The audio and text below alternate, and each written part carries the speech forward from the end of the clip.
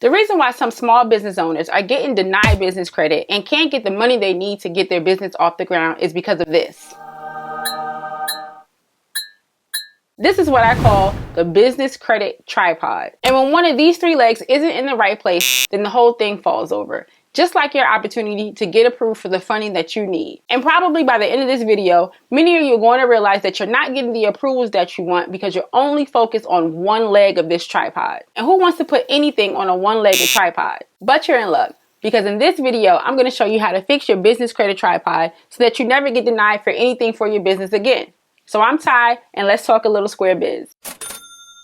Now, before we jump into how to not get denied, let's talk about the one leg that you've probably been focusing on the most. And that's the third leg in our tripod, which is the business credit profile. Now, I'm sure by now you've heard that if you had a good business credit score, then that unlocks all types of funding and money for your business. So more than likely, you've been applying for a bunch of Net 30 accounts, trying to get them to show up on your business credit report in like 30 days or something like that. And then voila, you can now go and apply for that 100K loan or that 50K credit card that you were looking at. But that's simply not the case. Because yes, although having great scores and having multiple accounts report to your business credit report does help you get vendor credit, fintech business cards, and even some alternative business loans, business credit by itself is just not enough to get you to the hundreds and thousands of dollars that you may be looking for the business. And just focusing on one part of the business credit tripod is the reason why you keep getting denied. So before you start to zero in on your business credit profile and all the accounts that report to it, these other legs of the tripod have to be squared away so you don't get denied. And now you're probably wondering what these other two legs are.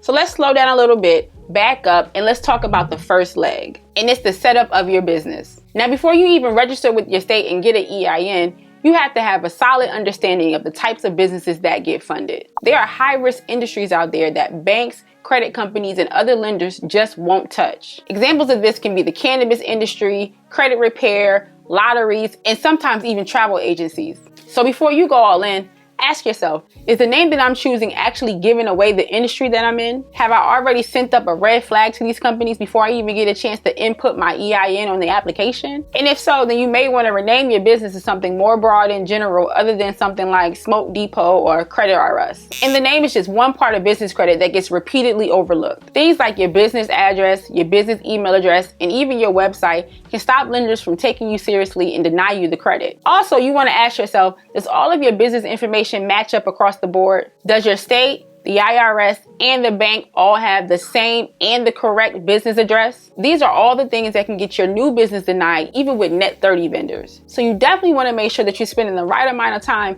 on setting your business up so they can be credible from the very beginning. And it's okay to go back and correct the mistakes that you made or change your business address to something more convenient to you. Remember, businesses change their information all the time. I'm pretty sure Jeff Bezos isn't still using his parents' home address for his Amazon business address. And then once you set your business up from start to finish, then you're ready to move on to what I think is probably the most important leg out of the whole tripod. And that's your personal credit. Now, many will say that the whole reason that they're looking for business credit in the first place is because their personal credit isn't so good. And you may have even started off thinking this way. But as your business grows and you start applying for different types of business funding, you're going to see that your personal credit is going to play a major factor when you're looking for higher loans, higher credit limits, better repayment options, and things like that. Yes, there's such thing as no PG credit cards and loans, but they're few and far between, and the real good ones rely heavily on your business already having a significant banking history, which may not be helpful for new businesses starting out. So why not take the time out early in the process to go ahead and fix the personal credit issues that you may have, so when you start to look at different ways to get money for your business,